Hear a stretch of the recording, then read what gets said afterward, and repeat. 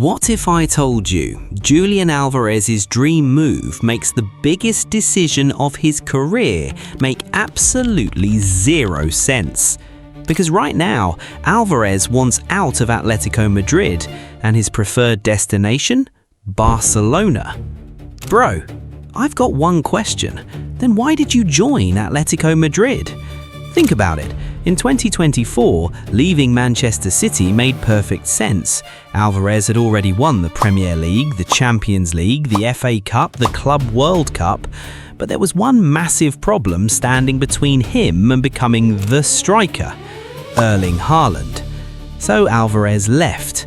Atletico paid an initial 75 million euros, potentially rising to 95 million euros, and handed him a contract until 2030.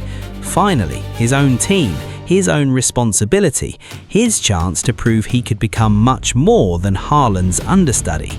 And it worked. But now, 2 years later, Alvarez has publicly told Atletico he wants to leave to fulfill his dream, with Barcelona understood to be his preferred destination.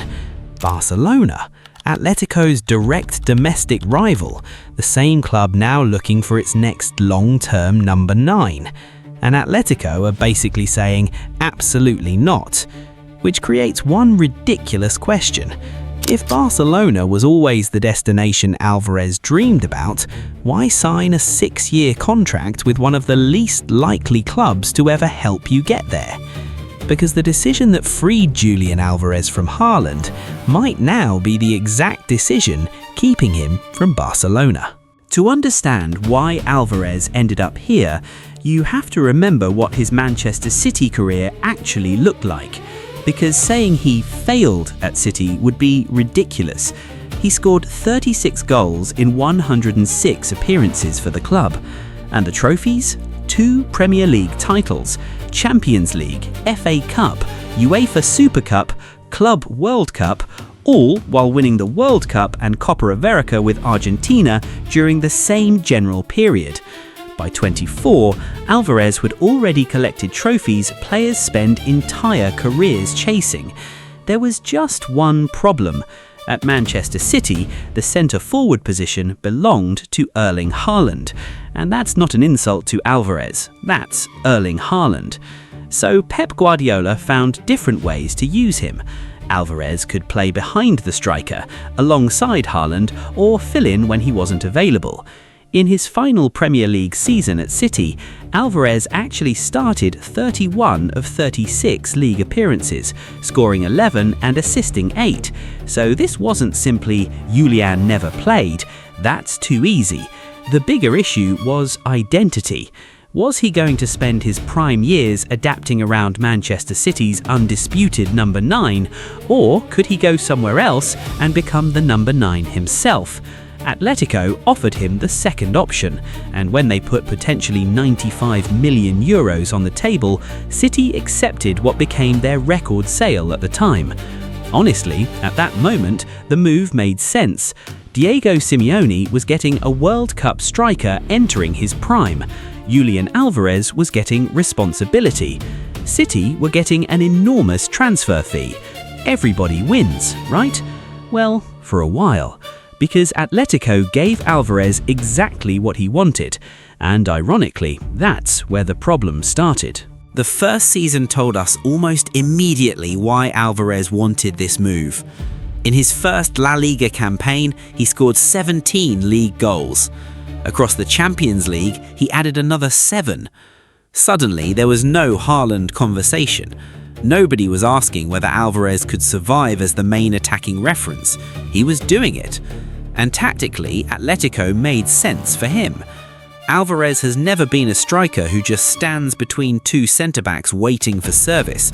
He moves, he presses, he drops, he combines, he attacks space. He can operate behind another forward and still arrive inside the penalty area. Atletico's own profile describes him as a versatile attacker, capable of linking with teammates and even operating as a playmaker. That's why comparing him directly with Haaland was always slightly misleading. Haaland is an extreme specialist. Alvarez is much more fluid. And once Atletico gave him the freedom and responsibility to express that, his reputation changed. The following season was stranger. His league output dropped to 8 goals in 29 appearances, but in the Champions League, 10 goals and 4 assists in 15 matches. So by 2026, Alvarez had done the thing he left Manchester to do. He had established an identity separate from Haaland. He wasn't Manchester City's second striker anymore. He was Julián Álvarez, Atletico's number 9, Argentina's World Cup winning forward, one of the most valuable strikers on the market. Mission accomplished. Except now Barcelona needed a striker, and suddenly the entire story flipped. Because Alvarez didn't just become good enough to attract Barcelona, he became good enough that Atletico couldn't possibly want to give him to them. And that's where you have to ask, if you're an Atletico supporter, what are you supposed to think?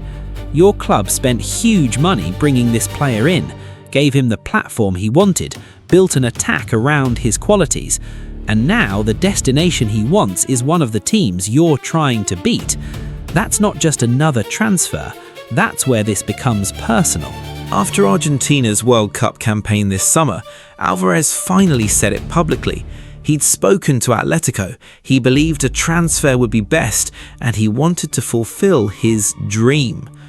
Reporting from Sky Sports identified Barcelona as his preferred destination, although Arsenal and PSG have also shown interest, and this is where his 2024 decision suddenly looks crazy. Because Alvarez didn't join some stepping stone club, he joined Atletico Madrid, one of Barcelona's domestic rivals. A club that paid 75 million euros guaranteed for him, a club that potentially owes another 20 million in add-ons, a club that tied him down until 2030. What leverage did he think he'd have 2 years later? Atletico don't need to sell cheaply, they certainly don't need to strengthen Barcelona, and according to Sky, Atletico continue to point towards an enormous 500 million euro release clause, while insisting they don't want to sell. That's why this transfer has become so messy. Alvarez wants Barcelona, Barcelona want a long-term striker, Atletico have the contract, and the supporters, they're not exactly thrilled. Alvarez was booed by sections of Atletico's support when he appeared against Villarreal this month, with the tension around his desire to leave becoming impossible to ignore. And now look at the irony. Alvarez left City because he wanted control over his career. 2 years later, he's at a club where the contract gives Atletico control. That's brutal. But here's where I think the story becomes more complicated, because everyone can sit here in 2026 and say, why didn't you just wait for Barcelona? But wait for what? There was no guarantee Barcelona would need him in 2024. There was no guarantee they'd be able to afford him. There was no guarantee his career would develop the same way if he stayed behind Haaland. And there definitely wasn't a guarantee that Barcelona would eventually make him the striker they wanted. So maybe Atletico wasn't the mistake. Maybe Atletico was actually necessary.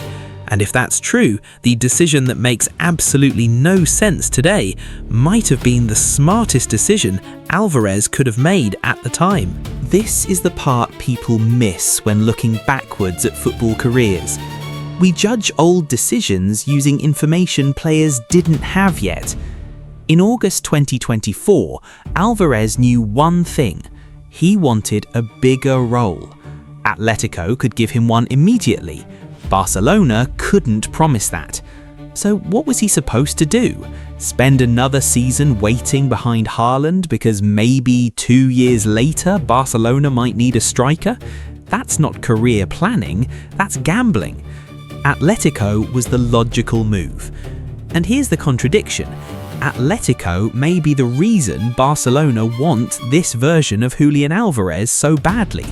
They gave him the minutes, they gave him the responsibility, they gave him experience leading the line in La Liga, they gave him Champions League nights where he wasn't the main actor anymore.